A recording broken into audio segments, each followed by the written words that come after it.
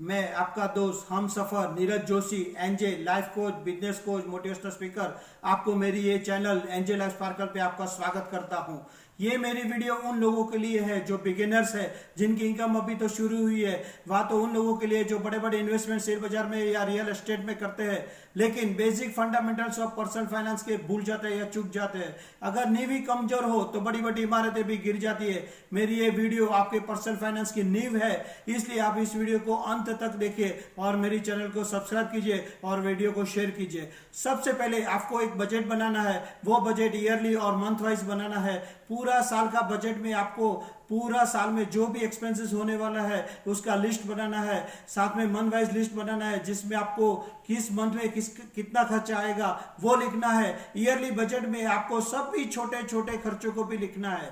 पूरे साल में आप कितना टोटल खर्चा करोगे उसका ऊपर ईयरली बजट बोलते हैं।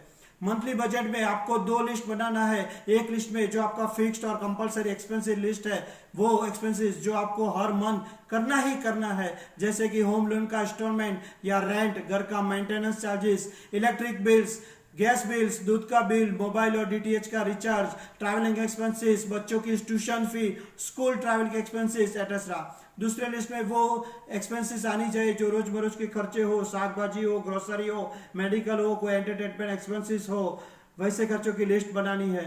जैसे ही आपके हाथ में सैलरी या इनकम, बिजनेस इनकम आए तो आपको पहले फर्स्ट फिक्स एक्सपेंसेस के खर्चे करने हैं, बाद में ही सेकंड लिस्ट के खर्चे के लिए सोचना है।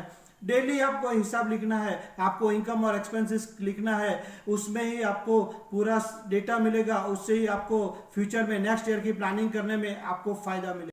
आपको एक इमरजेंसी फंड रखना है। आपको मिनिमम 3 महीने के एक्सपेंसेस और मैक्सिमम 6 से 12 मंथ्स के एक्सपेंसेस की इमरजेंसी फंड रखना चाहिए।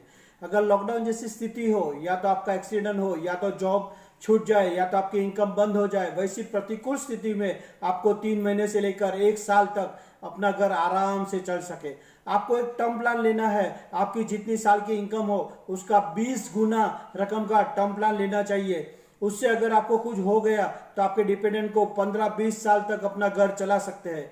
ध्यान रहे, टर्म प्लान घर में उसी का लेना चाहिए जिस मेंबर का इनकम हो। जिनकी जल्दी आप टर्म प्लान लोगे इतना ही आपको प्रीमियम कम आएगा। और टर्म प्लान का फायदा वो है कि उसका प्रीमियम फिक्स रहता है। जो प्रीमियम आपको पहले साल देना होता है वही अंत तक रहता है। टर्म प्लान के बाद में आपको एक हेल्थ इंश्योरेंस लेना चाहिए। ये आपके घर में जितने मेंबर हो सबके ही 2-3 लाख के लेने चाहिए। अगर आपके घर में 4 मेंबर हो तो आपको 7 से 10 लाख का मेडिक्लेम लेना चाहिए। अगर मेडिक्लेम आप नहीं लेते हो, अगर हॉस्पिटल में कोई बीमारी या ऑपरेशन के लिए जाना पड़ता है तो आपकी सेविंग पूरी हो जाएगी। और सेविंग नहीं होगी तो आपको कर्ज या डेब्ट लेना पड़ सकता है।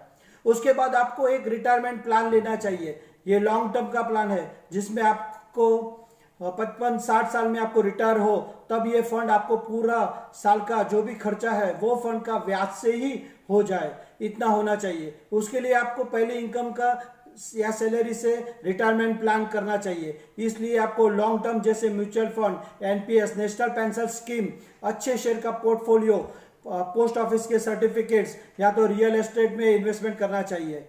आपके 2 व्हीलर और 4 व्हीलर की कोई भी गाड़ी हो उसका भी इंश्योरेंस लेना जरूरी है, जिससे आपका कोई बड़ा खर्चा बच जाए, लेना चाहिए। इसके आपको इनकम टैक्स में भी राहत मिलती है और होम लोन हमेशा कम इंटरेस्ट में मिलता है। आपको ज्यादा पैसे की जरूरत हो तो आप टॉप अप लोन भी ले सकते हो। बच्चों के एजुकेशन के लिए एजुकेशन लोन ले सकते हो, लेकिन कभी भी पर्सनल लोन लेना नहीं चाहिए। क्रेडिट कार्ड का भी उपयोग नहीं करना चाहिए। अगर आप क्रेडिट कार्ड यूज करते हो तो टाइम टू टाइम पेमेंट कर देना चाहिए, नहीं तो सालाना 36 से 40% ब्याज आपको लगेगा।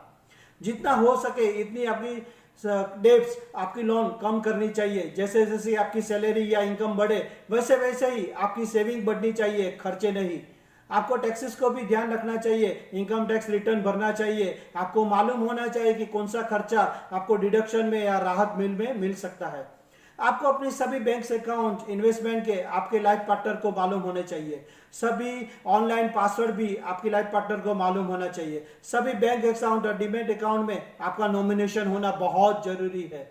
ये वीडियो की इंपॉर्टेंस तब पता चलती है जब आप अपने अपने सर्कल में या समाज में कोई 30-40 साल का उम्र का इंसान की डेथ हो जाती है, फिर उसकी कुटुंब की स्थिति देखते हो तो तब टर्म प्लान की याद आती है। किसी को हार्ट अटैक आता है तब भी मेडिक्लेम की याद आती है। इसलिए पहले ये बेसिक चीजों की पर्सनल फाइनेंस कीजिए, बाद में ही बड़ी इन्वेस्टमेंट शेयर बाजार में या रियल एस्टेट में। मैं उम्मीद करता हूं कि आपको मेरी ये वीडियो पसंद आई होगी। वीडियो को लाइक और शेयर कीजिए, मेरी ये चैनल को सब्सक्राइब कीजिए और मेरी आने वाली वीडियो आपको मिलती रहेगी। Thank you very much.